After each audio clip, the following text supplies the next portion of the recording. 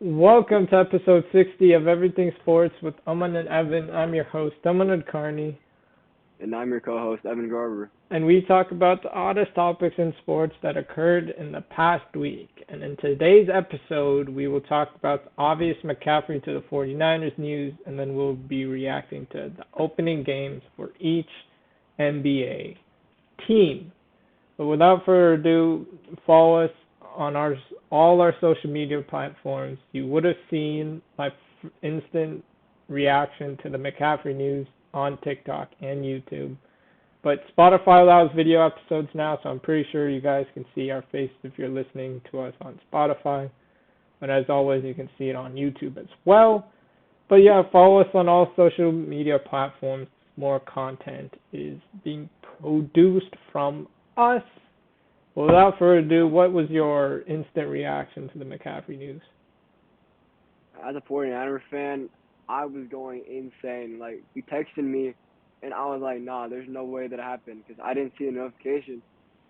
And then once I found out it was true, I started running around screaming, so happy, because I know this is huge for the Niners offense.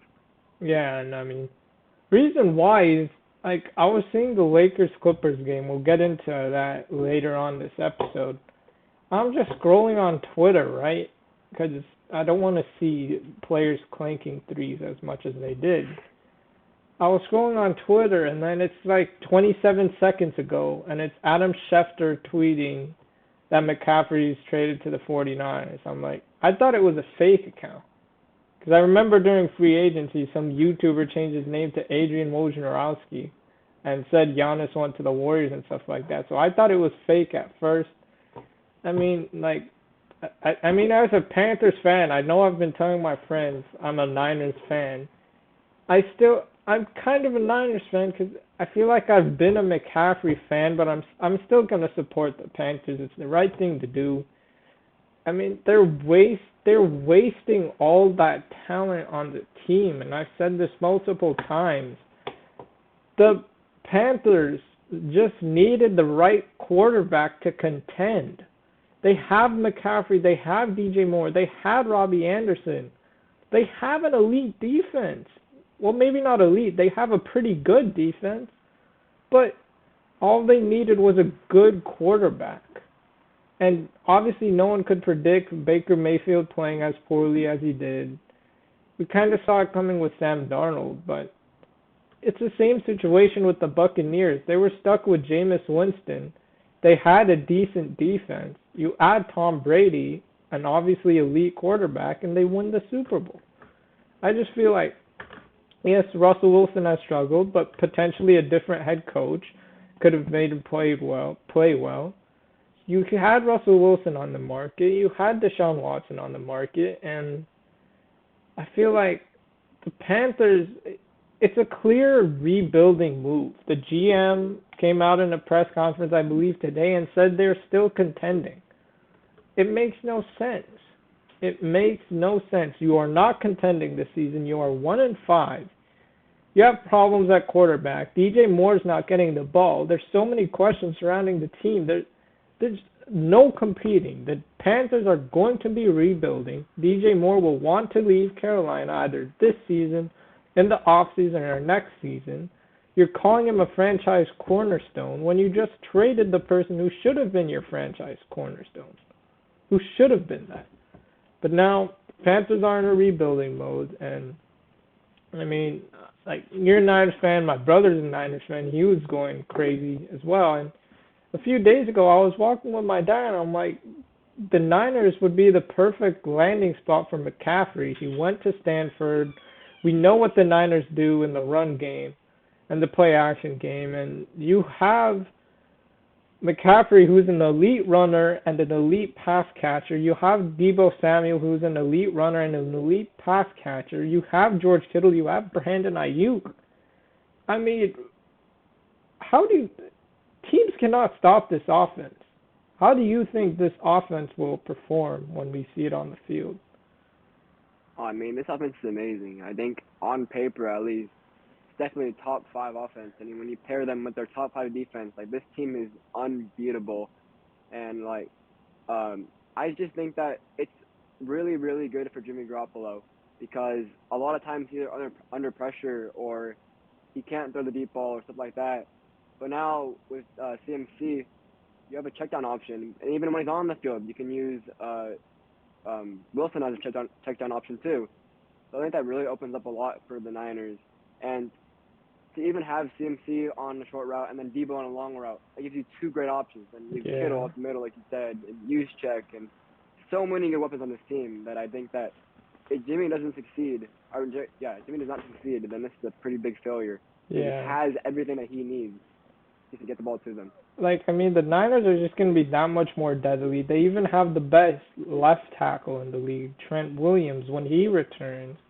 Nick Bosa isn't even healthy on the defense. The Niners are dealing with their fair share of injuries. And, like, guys, there's the obvious question of mark about Christian McCaffrey's health.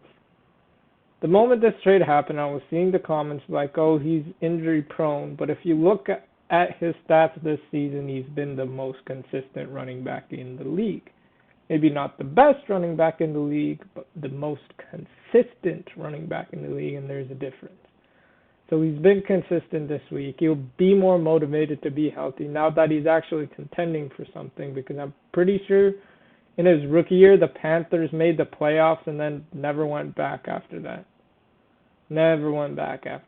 So, I mean, what do you think about McCaffrey's health? Because I think he's pretty healthy and he's been the most consistent running back. So what are your thoughts on that? I mean, obviously, it's an issue that you need to worry about. But I think that with the way the Niners are going to use him, it won't matter as much because they have so many weapons that they don't have to rely on him like the Panthers did. Panthers, every single play was a CMC, like every single time, CMC or bust basically. But now you have Debo, Kittle, Ayuk, like you said, so you don't have to rely on him as much. I mean, you still be relied on a lot probably for the Niners offense, but it won't be every single play like. Yeah, definitely not as much as the Panthers. And who do you think won this trade? Because when it's just a straight superstar for picks, I don't really think you can judge the trade immediately until you see the players that were drafted with those picks. Because for all we know, the Panthers could get two superstars through the draft with one of those picks. And then you would say the Panthers won the trade. So you can't immediately say, like, yes, the Panthers, I thought they were going to get a first-round pick. They didn't end up getting one. But they still got a second, third, fourth in 2023 and a fifth in 24. But I don't think you can judge a trade where it solely has draft picks until you see how the players turn out. Because relating it to basketball, the Paul Pierce and Kevin Garnett deal was supposed to be a great deal. Everyone was saying it was low draft picks, and you got these players. Those players ended up being like Jason Tatum, Damian Lillard. Like, imagine if the Nets had those players. So I just don't think you can say who won a trade if it was just solely draft picks. So who do you think won a trade? No, I agree with you, and as of now, obviously, we're going to think that the Niners won the trade because they get arguably the best running back in the league for not even a first-round pick. But one thing that does worry me a little bit is that the Niners, they didn't necessarily need CMC. I think that they're still easily title contenders without CMC. And I just feel like they could have used more of their picks on stuff they actually need, like O-line. And the O-line is not very good other than Trent Williams so far this season. And then secondary, although it's been improved, like you don't have any studs out there. You have Charvarius Ward, who's been a beast this year. But other than that, like there's no clear star on the team on the defensive end on secondary. So I just think that they could have used the picks in different places, but I still think CMC is a great addition for the team. Yeah, I mean, like, in instant reaction, I'd probably have to go with the Niners, but it's not a definitive answer because, like, McCaffrey is, I don't know, we'll see what happens with Elijah Mitchell because he was a decent running back. Like you said, the Niners didn't necessarily need McCaffrey, but this trade instantly makes them probably 10 times better. They're 3-3 right now. I wouldn't be surprised if the Niners go 11-6 or 12-5, yeah, 12-5 or 11-6 because this trade you simply without even playing a game, you just can't guard him. Like imagine the trick plays, Debo in the backfield and McCaffrey's a receiver. That's an elite combination already. McCaffrey's an elite pass catcher, elite running back. Or first he's a running back, so elite runner, elite pass catcher. Debo's an elite pass catcher and an elite runner. And then you got Ayuk and Kittle, the yards after catch. The yards after catch on this team might actually be the highest we've ever seen once they start playing. Cause McCaffrey always gets a lot of yards after catch, and so does Debo, Kittle, and Ayuk. They're called the Yak Bros for the reason. For a reason. But let's pivot to the NBA, and just off the top of your head, we've seen all teams play now. What stands out to you the most after the first few days of the NBA season? I mean, I think we gotta state the obvious here. The Lakers are trash. They looked so bad yesterday against the Clippers, and then a couple of days ago against the Warriors. They got nothing going for them. I just don't see how they can fix things, honestly. I know they're hesitant for their draft picks. I feel like they knew they needed a shooter, and at this point, Russell Westbrook receives so much criticism. It's really unfair because, especially at the point it's gotten to, I think it's very unfair because against the Clippers game, people talk about Westbrook being 0 for 11. That's terrible. I agree, that's terrible. But you also got him playing hard on the defensive end. You have Juan Toscano Anderson and Patrick Beverly chucking up threes when the Lakers are trying to have momentum. Lonnie Walker did his thing. He did shoot 20 shots and was less than 50% from the field. And it's not just Russell Westbrook. And I feel like when you see that he has 0 shots, people are going to be like, oh, yeah, it's Westbrook's fault. And it's so unfair to say that it's Westbrook's fault. I feel like we've been heavy critics of Russell Westbrook, but I feel like now it's gone to the point where it's not just on Russell Westbrook. No one ever mentions LeBron James. No one ever mentions, well, people mention Anthony Davis just because of his injury history, but no one ever mentions Rob Pelinka. It's always Westbrook, Westbrook, Westbrook. LeBron chose Westbrook. LeBron should have chosen DeMar DeRozan, but I agree with Charles Barkley's 2 points. He said the Lakers are sucking the joy out of Westbrook. I agree with that. You can clearly see it because he's been with teammates on the bench and everything in OKC. We know the dancing stuff he did with Campaign, how connected he was with Paul George. And now you see there's such a difference in the way Westbrook acts on the Lakers compared to his past. And I'm pretty sure Charles Barkley said it yesterday. Someone is doing something wrong in LA. And it's not just on Westbrook. Sure, some of it is Westbrook should know his role. That's how Carmelo Anthony flourished last season. On a side note, I don't know how he's still a free agent, but he is, somehow. Carmelo Anthony knew his role, so he flourished with the Lakers. Westbrook, if he knows his role, not necessarily willing to come off the bench, just be like an off-guard playmaker, then that could be well for the Lakers, but it's not just on the Lakers. It's not just on Westbrook. It's someone doing the wrong job in LA. What do you think, in addition to the shooting, what do you think their struggles are? Honestly, they just don't like a team out there. Obviously, you've 3 guys, or at least 2 guys who are ball dominant on the court together. And honestly, I really liked the report that said that Westbrook might be coming off the bench. I really think that could be huge for them because you get LeBron James to run the offense in the first team, and then you get Russell Westbrook to run the offense on the bench. I think that's what they really need to do because both guys are ball dominant. Both guys are trying to shoot the ball. Both guys are trying to do everything that they can. But when you have 2 on the court at the same time, it doesn't work. That's not how basketball works. You can't have 2 ball dominant guys on the court at the same time. So I think that could actually be pretty big for them.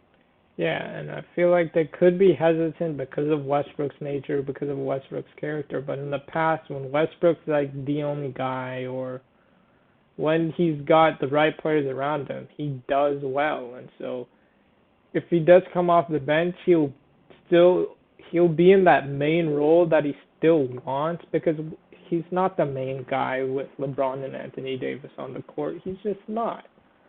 And so I feel like it's Westbrook knowing his role, and they just pull the trigger. Westbrook and two picks for Hield and Turner. There are conflicting reports that the Pacers don't want to do it, the Lakers don't want to do it.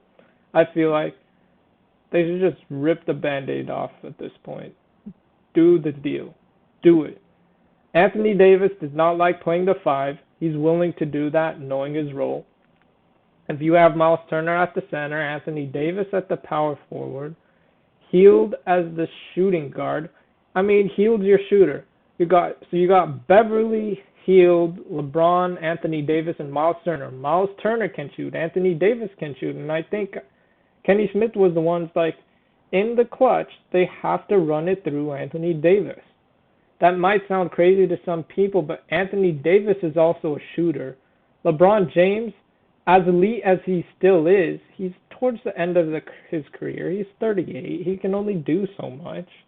And if you have Hield, if you have Turner, that gives you the perfect amount of defense, especially with Patrick Beverly. And then that's where you get your shooters. So you need shooters ASAP. And what do you think about, the Lakers' lack of shooting so far this season? Yeah, it's just been bad. They were getting destroyed by the Warriors opening night, and let's be honest. The Warriors weren't even playing to their top game. Like Curry was pretty close from three, and when Curry's close from three, when you're playing the Warriors, you have to have shooters. You have to be scoring points. You cannot let the Warriors beat you, especially by go up by 20 like they did opening night.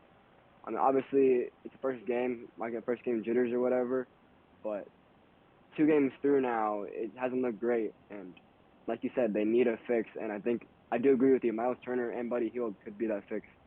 Yeah, and it used to be if Curry doesn't shoot well, the Warriors lost, but the Warriors are one of the deepest teams in the league. They are primed for a back-to-back run.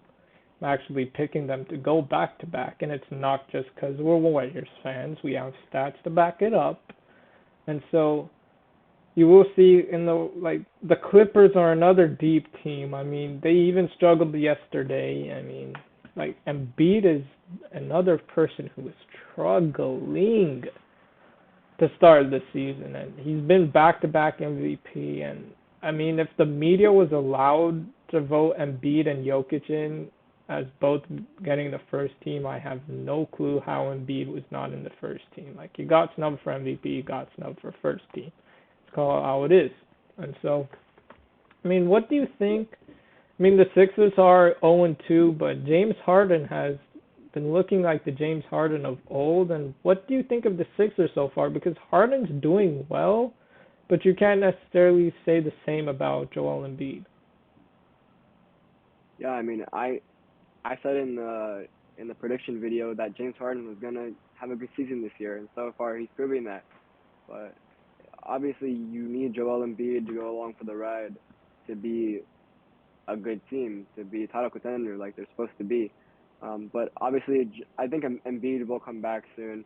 It's just a couple games in. It's nothing to worry about, nothing to panic about now. And eventually you'll get Tyrese Maxey in the role too. You'll get Tobias Harris. You'll get the whole team there. And I think it's just a couple games. You don't need to worry about anything. Eventually Embiid will be Embiid, and everything will be just fine. Yeah, and I definitely agree with that. There's not much to really say there. And Miami they played the Bulls. Jimmy Butler, I feel like he has his legendary historic playoff performances, but Kyle Lowry I wouldn't say slightly, Kyle Lowry's declining. Let's just call it how it is. Potentially the Heat should explore starting Hero instead of Lowry. Just a thought. I know it's a game, but it's just a thought. And another question for the Bulls, with Lonzo Ball, how would they perform? Ayo Dosunmu, I believe that's how you pronounce his name, fit in really well on opening night for the Chicago Bulls. And then how will DeMar DeRozan fare?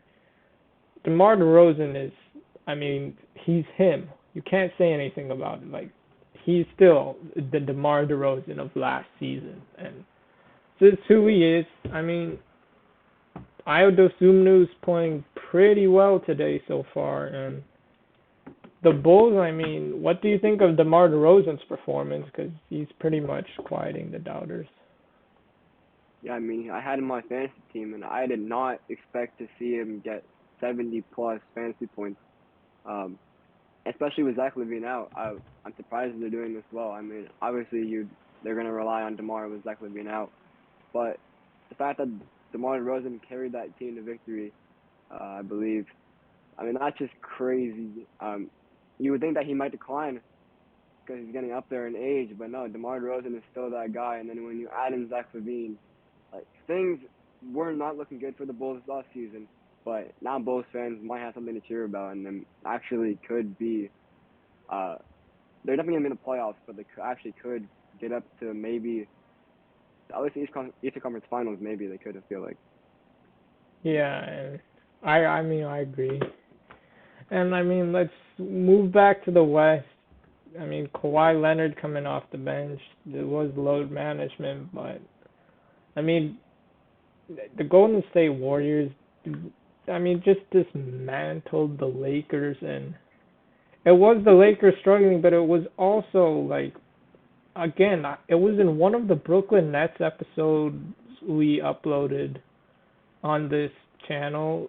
I forget which exact episode, but it was that chemistry is a forgotten thing in sports right now. People are just like, oh, you should get this guy. This is going to be unbeatable. And I mean, with the Niners, obviously it looks like McCaffrey will fit in, but I mean, you never know. People are just so enamored when they see these superstar players playing together. Like, everyone wants to see LeBron and Steph play together. You don't know what will happen with chemistry, and chemistry is so underrated. And if you say like, if you compare Steph, Draymond, Clay to other teams, like everyone's gonna say, oh, they have Draymond Green and stuff. Clay is washed and things like that. But chemistry is such a forgotten thing in sports, and now it's more so of just get superstar talent and win.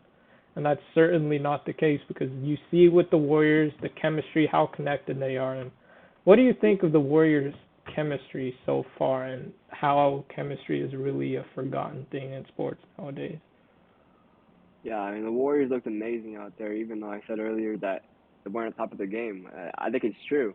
Um, they're that good of a team. Like they can have some off nights from some players and still beat you by 20. That's just how good they are. They have so many good weapons on their team.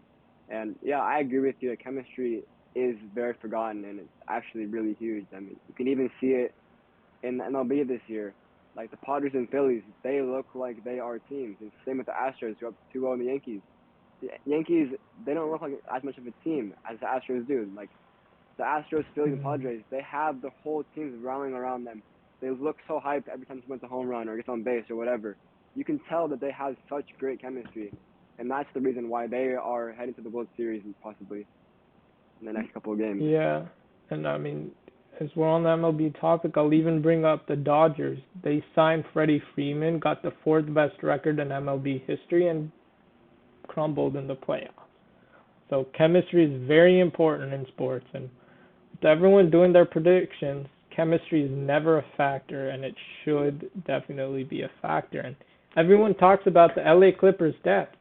No one will talk about the chemistry that they have with one another, uh, because you've got Paul George, Kawhi Leonard, Luke Kennard, Zubac, Batum, and Reggie Jackson, Robert Covington, Norman Powell. You've got these guys who are familiar with each other, who have chemistry.